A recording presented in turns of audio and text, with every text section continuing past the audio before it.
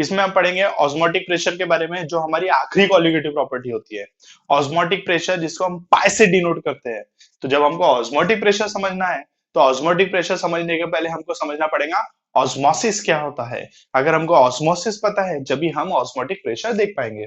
Osmosis और diffusion, ये word आप बचपन से सुनते आ रहे हो, पर शायद हो सकता है उसमें कुछ अप डाउन रहता होगा, तो भी हम आज ऑस्मोसिस को बहुत अच्छे तरीके से हम देखेंगे। ठीक है, चलो देख रहे हैं। सबसे पहले मैं आपको ऑस्मोसिस के बारे में बताता हूं। ऑस्मोसिस क्या होता है? देखो बच्चों, ऑस्मोसिस के इसमें अगर हम यहाँ पर एक बीकर लेते हैं और इस बीकर को हम डिवाइड करते हैं with the help of semi permeable membrane के थ्रू। Semi permeable membrane. अभी सेमी परमिएबल मेम्ब्रेन क्या होता है? सेमी परमिएबल मेम्ब्रेन बेटा इसमें परमिएबल जो कि सेमी है, सेमी परमिएबल यानी कुछ कुछ परमिएबिलिटी अलाउ करता है, कुछ कुछ नहीं करता है। परमिएबिलिटी का मतलब क्या होता है? परमिएबिलिटी का मतलब बच्चों ये होता है कि हम ये जो मेम्ब्रेन होती है इसके आर पार कुछ जा सकता है, इसको बोलते हैं उसकी परमिएबिलिटी। टोटली परमिएबल है इसका मतलब हर कोई मॉलिक्यूल इसके आर पार जा सकता है। सेमी परमिएबल मेम्ब्रेन है, इसका मतलब कुछ मॉलिक्यूल आर पार जा सकते हैं लेकिन कुछ नहीं जा सकते हैं। अब हमने यहाँ पर सेमी परमिएबल मेम्ब्रेन क्यों यूज किया? इसके पीछे एक कारण है। सेमी परमिएबल मेम्ब्रेन यूज करने के पीछे इसमें कारण है कि इस मेम्ब्रेन से हमारे सॉल्ट के या यू कैन से सोल्यूट के पार्टिकल नहीं आ जा सकते हैं, बट सॉल्वेंट के पार्टिकल मूव हो सकते हैं। अंडरस्टूड? दिमाग में आ गई बात? हाँ, अब देखेंगे हम। अभी फिलहाल मैंने क्या किया है, इस बीकर में वाटर मॉलिक्यूल्स फिल कर दिया और इस साइड में हमने क्या किया है, थोड़ा सा नमक ऐड कर दिया है। तो यहां पर हमने बना दिया NaCl सॉल्यूशन और यहां पर हो गया हमारा सॉल्वेंट। अंडरस्टूड?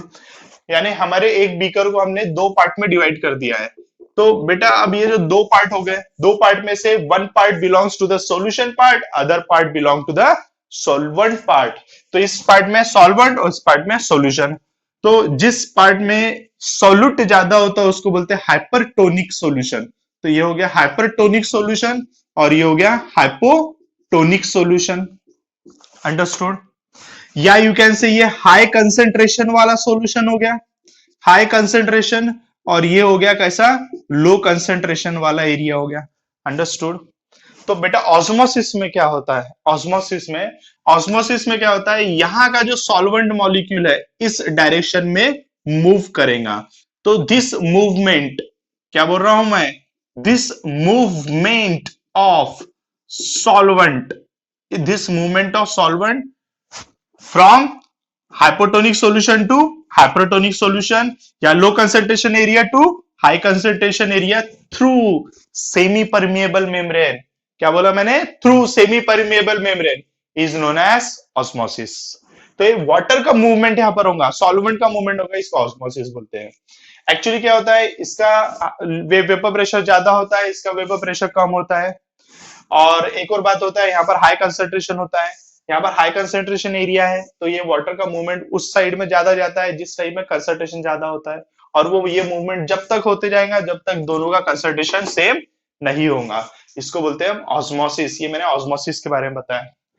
ये ऑस्मोसिस की डेफिनेशन काम में आती है बच्चों, एक मार्क के लिए वो भी आएंगे आपको। ना हम पढ़ेंगे ऑस्मोटिक प्रेशर। ऑस्मोटिक प्रेशर बच्चों पता है, ऑस्मोटिक प्रेशर को हम पाई से डिनोट करते हैं। ऑस्मोटिक प्रेशर को कैसे डिनोट किया जाता है? पाई से डिनोट किया जाता है। अब देखिए सबसे पहले हम ऑस्मोटिक प्रेशर क्या होता है, देखो समझ लो। लेट एन एग्जांपल, मैंने एक बीकर लिया है और इस बीकर में हमने एक इन्वर्टेड फनेल लगा के रखे है। ये एक फनेल है, यहाँ पर मैंने एक फनेल लगा दिया है।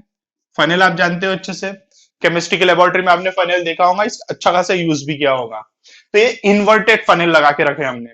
अब इस इन्वर्टेड फनेल को हम क्या करेंगे बेटा, एक गॉल ब्लैडर, एनिमल का जो ब्लैडर होता है या आर्टिफिशियली सेमी परमेबल मेम्ब्रेन एक बना है, उससे हमने इसको क्या कर दिया, पैक कर दिया यहां से। यानी इसका मतलब क्या हुआ कि हमारी जो फनेल है, ये फनेल को हमने अपर पार्ट से कैसे रैप कर दिया, सेमी परमिएबल मेम्ब्रेन से। कैसे रैप कर दिया? Semi permeable membrane. Semi permeable membrane बहुत सारे मटेरियल से बनता है।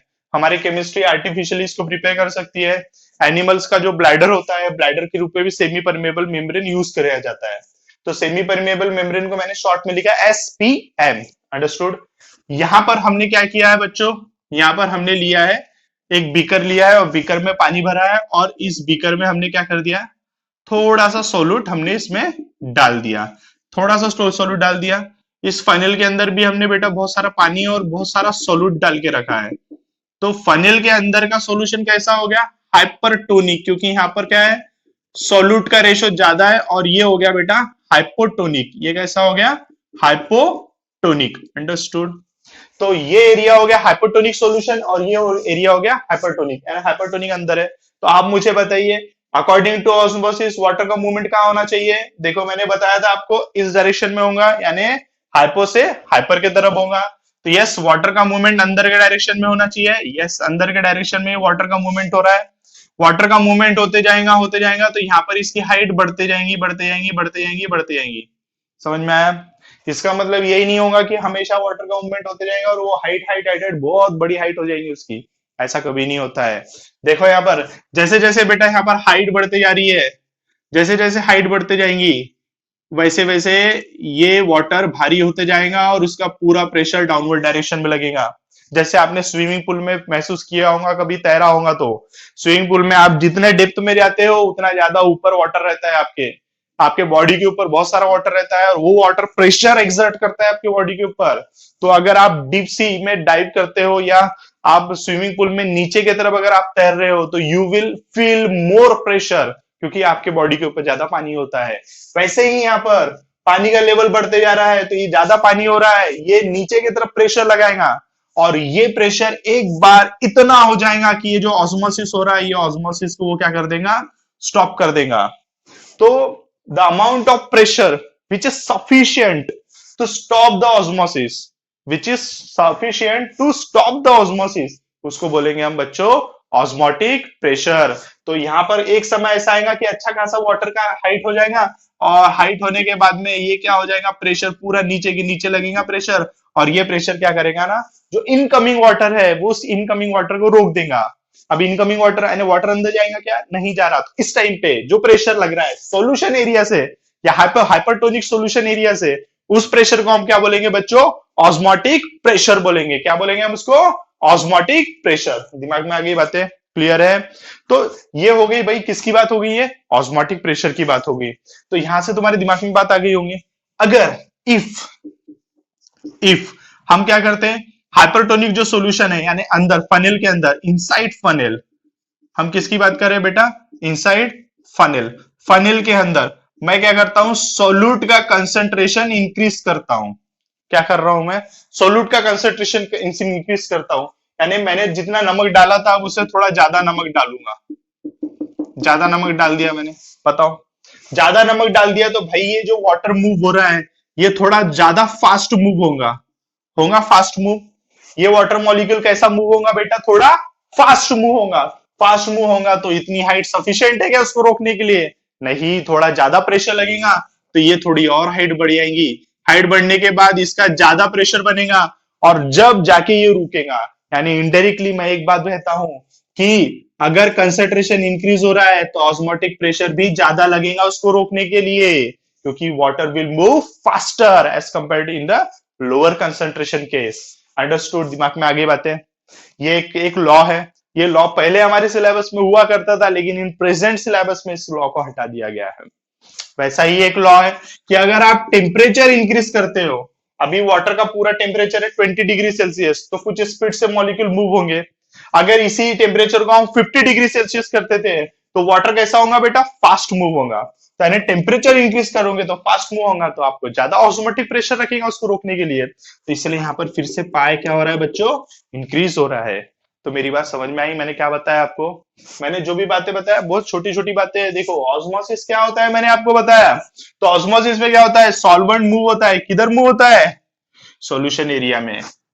कौन से सॉल्यूशन एरिया में, हाइपरटोनिक एरिया में, हाइपोटोनिक से हाइपरटोनिक। लेकिन मूवमेंट किसका होता है, ओनली सॉल्वेंट का, थ्रू क्या बोलेंगे अपन, थ्रू सेमी परमिएबल मेम्ब्रेन। उसको क्या बोलते हैं अपन, ऑस्मोसिस। अंडरस्टूड, ऑस्मोसिस दिमाग में आ गया। ऑस्मोटिक प्रेशर, अगर ऑस्मोसिस हो रहा है तो पानी अंदर जाएगा, पानी अंदर जाएगा तो उसकी हाइट बढ़ेगी, हाइट बढ़ेगी तो प्रेशर ज्यादा लगाएगा, प्रेशर ज्यादा लगाएगा तो वो प्रेशर इनकमिंग वाटर को रोकेगा। तो वो जो इनकमिंग वाटर का जो प्रेशर रुकेगा उसको क्या बोलेंगे हम? Osmotic pressure. क्या बोलेंगे हम उसको? Osmotic pressure. वैसी बात यहाँ पर लिया हमने। फिर यहाँ पर मैंने एक केस लिया, इफ वाला केस ले लिया है। ये पहले लॉस थे, went of Charles law, went of Boyle's law के रूप में ये लॉ यूज किया जाता था। आज के जमाने में हमको यूज नहीं करना है, अभी स्टेट बोर्ड के हिसाब से नहीं करना है फिलहाल में, तो भी मैंने इस लॉ के बारे में आपको बता दिया कि अगर आप कंसंट्रेशन ज्यादा रखते हो अंदर तो पाई की वैल्यू कैसी होंगी? इंक्रीज होंगी। टेम्परेचर ज्यादा रखते हो तो भी पाई की वैल्यू क्या होती है बच्चों? इंक्रीज होती है। दिमाग में आगे इतनी बातें क्लियर है? तो ये हमारा एक रूल हो गया। अब देखेंगे हम इसके बारे में, अगर डायलूट सॉल्यूशन हमारे पास रहता है, या आप जैसे कि एक काम करते हैं, मैं लॉ बना ही देते हैं, फॉर्मूला बना ही देते हैं, डायरेक्ट फॉर्मूला लिखने से अच्छा। आप ये दोनों को देख सकते हो, आप यहां से समझ में आता है pi is directly proportional to the C T. Understood? तो पाई इज इक्वल टू क्या होगा? Constant, constant into C T, concentration into temperature. अरे बराबर है ना? गलत तो नहीं लिख रहा हूं मैं? Pi is directly proportional to the C, यहां से समझ में आया? Pi is directly proportional to T, दोनों को जोड़ दो, pi is directly proportional to C T. बराबर है ना? एक हमारे पास, एक काम करते हैं, ये जो होता है सी, सी की जगह हम अपन लिख देते हैं, सी बोले तो क्या होता है? कंसंट्रेशन। कंसंट्रेशन में अपन क्या होता है? N upon V. तो pi is equal to constant into N upon V into T. चलेगा? v को इधर लेके आओ, क्या होगा? Pi v is equal to constant into N T. बराबर है? एक फॉर्मूला तो याद है क्या? pv is equal to NR T. दिमाग में आ गया? pv is equal to NR T formula था। कंपेयर करो pv इज इक्वल टू, यानी on comparing with pv is equal to NR T, क्या समझ में आता? Pressure volume. बराबर है? Pressure volume constant N T, तो क्या है भाई? कांस्टेंट एन टी बराबर है, यानी इसका मतलब क्या हुआ? ये कांस्टेंट की जगह आर रख सकते हैं? हाँ बिल्कुल रख सकते हैं। देयरफॉर हमारा फॉर्मूला बन गया pi V is equal to R N T. चलेगा कि नहीं चलेगा? Pi V is equal to N R T, या pi V is equal to N upon V R T. ये बन गया फॉर्मूला। ये फॉर्मूला डायरेक्ट दिया है आपकी बुक में, ठीक है? एन बोले तो क्या होगा? Number of moles of solute, और V volume of solution in litre. ध्यान में रखना क्या क्या बोल रहा हूं मैं, इसको बोलते हैं वॉल्यूम ऑफ सॉल्यूशन। काय में लेंगे हम? लीटर में। और ये क्या हो गया? Moles of solute. क्या बोलेंगे हम इसको? Moles of solute. ये बन गया हमारा फॉर्मूला। क्लियर है यहां तक का बातें? ऑस्मोसिस पढ़े थे, क्या होता है osmosis? Movement of water molecule. Osmosis यानी क्या होता है? मूवमेंट ऑफ वाटर मॉलिक्यूल या सॉल्वेंट मॉलिक्यूल, कहां से कहां? हाइपोटोनिक सॉल्यूशन से हाइपरटोनिक सॉल्यूशन में।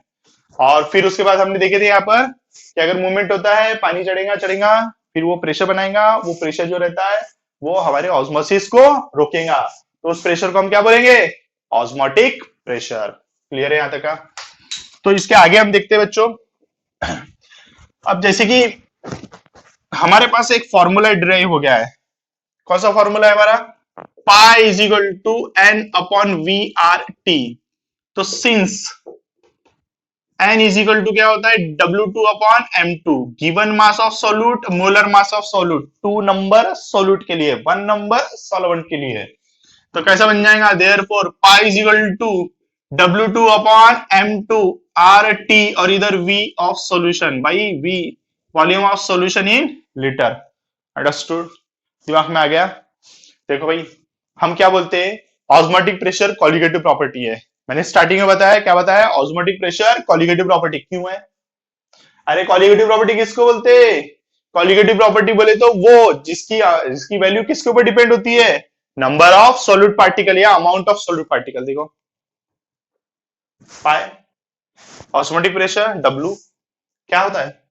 Amount of solute. अरे अमाउंट ऑफ सोल्यूट ज्यादा रहेगा, नंबर ऑफ सोल्यूट ज्यादा रहेंगे, तो कॉलिगेटिव प्रॉपर्टी भी।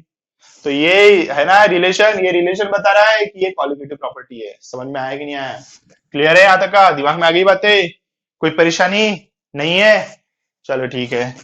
आप देखो बेटा, यहाँ पर आपको एक और बात पूछी जाती है, हाइपरटोनिक सॉल्यूशन क्या होता है, हाइपरटोनिक सॉल्यूशन क्या होता है, आइसोटोनिक सॉल्यूशन क्या होता है। आपकी बुक में ये तीनों की एक एक मार्क की डेफिनेशन दी है। कभी ये डेफिनेशन तीनों एक साथ में आ गई तो 3 मार्क के लिए क्वेश्चन आती है। अभी जस्ट इस साल के एक डेढ़ साल पहले क्वेश्चन में आया है, इस साल या अगले साल, सॉरी पिछले साल एक क्वेश्चन में आया है 3 मार्क के लिए, कि हाइपरटोनिक हाइपोटोनिक आइसोटोनिक के बारे में बताओ। देखो भाई, अगर मेरे पास दो सॉल्यूशन है, यहां पर है सॉल्यूशन ए, यहां पर है सॉल्यूशन बी, ठीक है, इसका ऑस्मोटिक प्रेशर है पाई 1, इसका ऑस्मोटिक प्रेशर है पाई 2। तो भाई इसका जैसे कि हमको वैल्यू पता है, पाई 1 बड़ा है पाई 2 छोटा है, समझ लो। तो हमारा सॉल्यूशन ए रहेगा हाइपरटोनिक। क्या रहेगा ये? हाइपरटोनिक। और ये रहेगा बच्चों हाइपोटोनिक। अगर अगर if pi 1 is equal to the pi 2, then दोनों सॉल्यूशन एक दूसरे के हैं आइसोटोनिक। समझ में आएगा? तो हाइपरटोनिक सॉल्यूशन किसको बोलेंगे? जिसका ऑस्मोटिक प्रेशर रहता है ज्यादा। हाइपोटोनिक किसको बोलेंगे? जिसका ऑस्मोटिक प्रेशर रहता है कम। आइसोटोनिक बोले तो दोनों सॉल्यूशन का ऑस्मोटिक प्रेशर कैसा रहेगा? सेम। समझ में आई बात? क्लियर है? तो ये हो गई बात कौन सी? हाइपरटोनिक, हाइपोटोनिक और आइसोटोनिक के बारे में। अंडरस्टूड? दिमाग में आया बच्चों? क्लियर है? कोई परेशानी नहीं है? हम अब पढ़ेंगे रिवर्स ऑस्मोसिस। ये रिवर्स ऑस्मोसिस क्या होता है? देखो, रिवर्स ऑस्मोसिस, इसी को हम शॉर्ट में आरओ बोलते हैं। आपने आरओ फिल्टर सुना होगा, आरओ फिल्टर, उसमें यही कंसेप्ट यूज किया जाता है रिवर्स ऑस्मोसिस का। देखो बच्चों, जैसे कि ये हमने कंपार्टमेंट ले लिया है ऐसा, और यहां पर हमने बीच में डाल दिया है सेमी परमिएबल मेम्ब्रेन, ठीक है। यहां पर हमने डाल दिया सी वाटर, सी वाटर या आप सॉल्ट वाटर भी ले सकते हो। और यहां पर हमने डाल दिया प्योर वाटर एरिया, ठीक है, प्योर वाटर एरिया। तो क्या होगा? ऑस्मोसिस के कंसेप्ट के अकॉर्डिंग वाटर का मूवमेंट होगा यहां से यहां, यहां पर वाटर का मूवमेंट हो रहा है, वाटर का मूवमेंट हो रहा है। फिर यहां पर एक सफिशिएंट प्रेशर बनेगा, और प्रेशर बनने के बाद में ये बीकर को थोड़ा ओपन कर देता हूं मैं, लेट एन एग्जांपल। यहाँ पर हाइट बढ़ते जा रही है, ये बढ़ गई हाइट ऐसी, क्योंकि वाटर जब इधर मूव होगा तो कॉमन सेंस की बात है इधर का वाटर बढ़ेगा, और इधर का वाटर बढ़ेगा तो इसकी हाइट बढ़ेगी, और ये हाइट फिर बाद में प्रेशर लगाएंगी और इसके ऑस्मोसिस को क्या करेंगे बेटा? रोकेंगे। हम इसी का फायदा और उठाएंगे। हम क्या करेंगे? यहाँ पर लगा देंगे एक प्रेशर गॉस, लगा दिया हमने यहाँ पर एक प्रेशर गॉस। अब ये प्रेशर गॉस क्या करेगा? यहाँ पर एक्स्ट्रा का प्रेशर लगाएगा, एक्सटर्नल प्रेशर, ठीक है। यानी ऑस्मोटिक प्रेशर तो नेचुरली बन गया, हम एक्स्ट्रा का प्रेशर लगा रहे हैं। तो भाई पहले तो यहाँ का वाटर, इनकमिंग वाटर आना रुक गया, फिर उसके बाद में जो वाटर आ रहा था वो रुकने के बाद में उल्टा होगा, वाटर अब इस डायरेक्शन में मूव होगा। समझ में आ गया ना? इस डायरेक्शन में मूव होगा। तो यहां से मूव कौन होगा? मूव होगा ओनली सॉल्वेंट का मूवमेंट होगा, लेकिन जो NaCl जो नमक रहता है उसका मूवमेंट होने वाला क्या? नहीं होगा, ओनली सॉल्वेंट का मूवमेंट होगा। तो सॉल्वेंट का मूवमेंट होने के कारण क्या होगा? बताओ मुझे, क्या होगा? क्या होगा? यहाँ पर सिर्फ अच्छा पानी आते जाएगा, नमक नहीं आएगा। समझ में आएगा? फिर यहाँ से आप पानी निकालते जाओ। समझ में आई बात? तो इसका मतलब क्या हुआ कि नमक वाले पानी में से हमने हमारे नमक को सेपरेट कर दिया, यानी हमारे सॉल्ट को या सॉल्यूट को हमने सेपरेट कर दिया। ऐसे ही यही टेक्निक को बोलता है रिवर्स ऑस्मोसिस। दिमाग में बैठ गया बात? इसके बाद में बेटा हमारी एक और पार्ट बनेगा, हमारा 7th पार्ट, जिसमें हम पढ़ेंगे वेंटॉफ फैक्टर के बारे में। कुछ कॉलिगेटिव प्रॉपर्टी रहती है, और ये कॉलिगेटिव प्रॉपर्टी इलेक्ट्रोलाइट और नॉन इलेक्ट्रोलाइट का तड़का लगा के पढ़ेंगे हम इसमें, कि इलेक्ट्रोलाइट के साथ में क्या होता है और नॉन इलेक्ट्रोलाइट के साथ में क्या होता है। समझ में आई बात? क्लियर है? That's it.